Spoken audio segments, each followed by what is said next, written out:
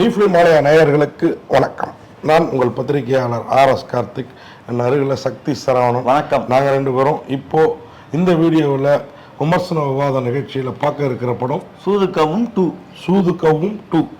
கவிச்சா அதான் கவிச்சா இல்ல கவர மாதிரி நம்ம கிட்ட வந்துச்சா இல்ல அது என்ன ஆச்சுன்னு நமக்கு ஒரு குழப்பமா கவிச்சா கவித்ததா கவிச்சதா நெஞ்ச கவனிச்சா கவித்ததா என்னங்கிறத பார்த்தோம்னா உண்மையாவே சூதுகவுன்னு ஒரு அருமையான படம்.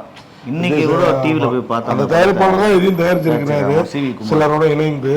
சிவி குமார், திருக்குமரன் என்டர்டைன்மெண்ட், அட்டகத்தி, சூதுக்கவும் இதெல்லாம் தான் அவர் ஒரு பெரிய தயாரிப்பாளர். பீஸா இதெல்லாம் தான் அடையாளம் காட்டுனுச்சு.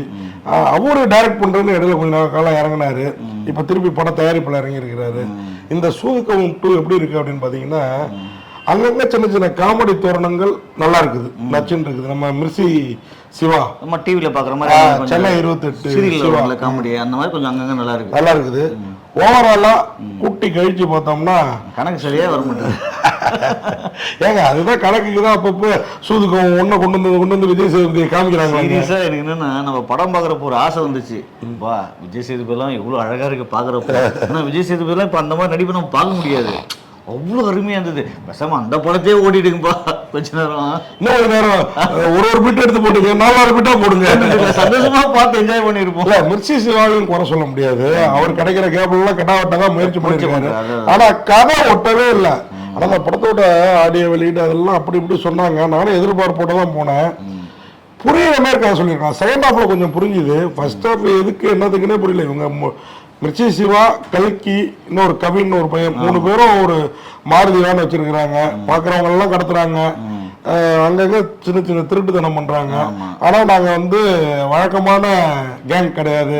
கடத்திட்டு வர்றவங்களுக்கு ஒரு ஷேர் கொடுக்குறாங்க. ரூல்ஸ் அண்ட் ரெகுலேஷன் போட்டு இப்படிதான் 5 அது சூதுகம் ஒண்ணுலயே வச்சிருப்பாரு விஜய் சேதுபதி. இதுல 5 ரூல்ஸ். அதிகாரத்துல கை வைக்க கூடாது. இன்னும் 2-3 ரூல்ஸ் வேற வேற மாதிரி போட்டிருந்தாப்புல. ஆனா இவர் அதிகாரத்துல கை வைக்க வேண்டிய சூழல் வருது. கை வச்சாரா இல்லையா?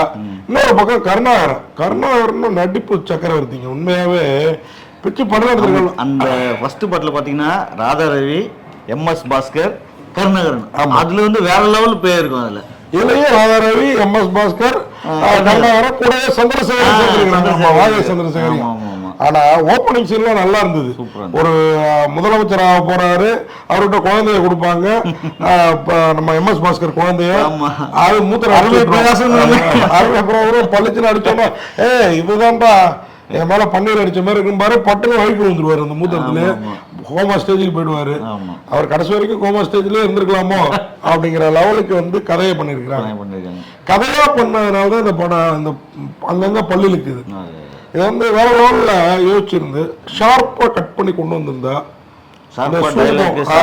கொஞ்சம் காமெடி வச்சிருந்தா, நிறைய நடிகர்கள் இருக்காங்க. இது உண்மையில் நல்ல கண்டென்ட். இன்னைக்கு மக்களுக்கு எல்லாம் இலவசம் கொடுத்து இந்த நாட்டை எவ்வளவு குடிச்சு அரசியல்வாதிகள் எப்படி ஒருத்தர் போட்டி போட்டுட்டு ஒரு கட்சி 2ஆ பிளந்து அதுல இருந்து ஒருத்தர் ஆட்சியை பிடிச்சி இன்னொருத்தர் ஆட்சியை பிடிக்கிறதுக்காக பண்ற சதி, பணம் எப்படிலாம் விளையாடுது அரசியல்ல அப்படிங்கலாம் அழகா.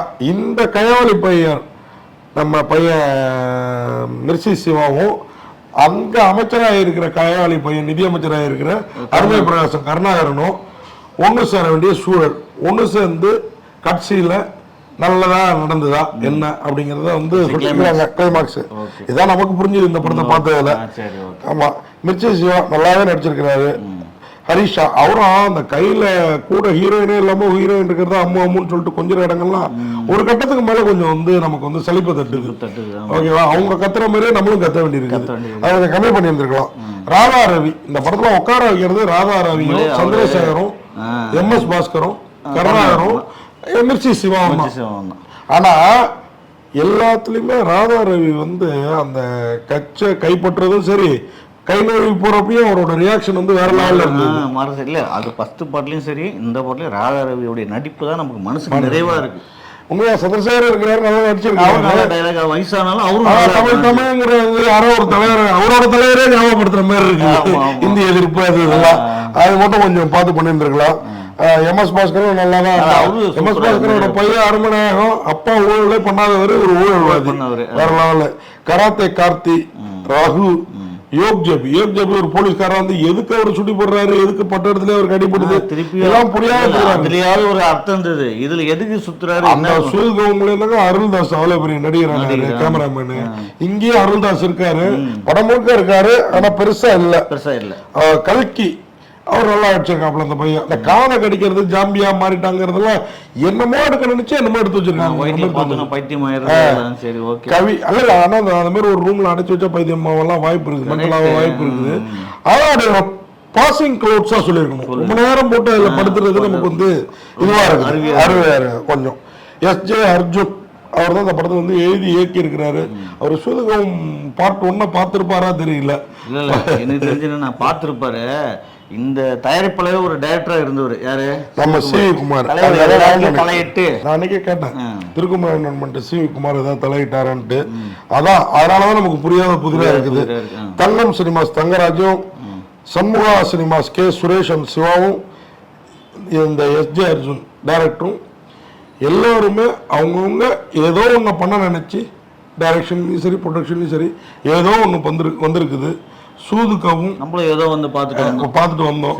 சூதுகவும் 2 சூதுகவும் 1 அளவுக்கு இல்லைனாலும் ஒரு முறை பார்க்கலாம். முடிஞ்சா இந்த படத்துக்கு ஒரு புதிர் போட்டு இருக்கலாம். இந்த படத்தோட கதை உங்களுக்கு புரிஞ்சா எங்களுக்கு சொல்லுங்க அப்படின்னு சொல்லி பிரைஸ் கொடுக்குறோன்ட்டு இந்த பட குழுவினர் அறிவிக்கலாம். சூதுகவும் 2 நெஞ்ச கவ்வி இழுத்து வெளியில தூக்கி போட்டுடுச்சு அப்படின்னு சொல்லக்கூடாதுங்கிறதுனால சூதுகவும் 2 அண்ணன் ஏதோ சொல்றாரு. சூதுகவும் 2 ஒரு முறை பார்க்கலாம் அப்படின்னு சொல்லி விடைபெறேன். நன்றி, வணக்கம். இந்த வீடியோ உங்களுக்கு பிடிச்சிருந்தா லைக் பண்ணுங்க, கமெண்ட் பண்ணுங்க, ஷேர் பண்ணுங்க, சப்ஸ்கிரைப் பண்ணுங்க.